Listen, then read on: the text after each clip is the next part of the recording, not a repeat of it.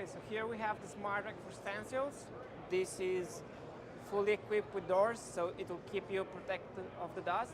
It also has a dripping tray that if you have any chemicals left, it will go into that tray not to affect the rest of the system.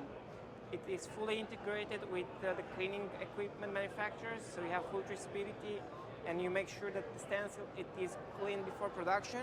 And to put in, it's really easy. You just scan the shelf, scan the stencil. So now I have the stencil, the project name, everything here, and then I put it in any position.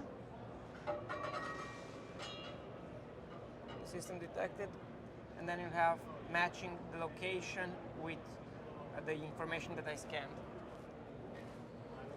And you see here, you have the green light, blue light, that means it's matching the location with the stencil. So you have the project and you have full traceability of your stencils. And even you have cycle management of the stencils.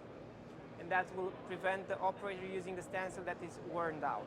35 stencils per shelf, so 70 stencils per shelf on this configuration. But if you go with vector guard stencils, that is much bigger capacity. So depending on what type of stencils you have the different capacity. The outer frame is exactly the same.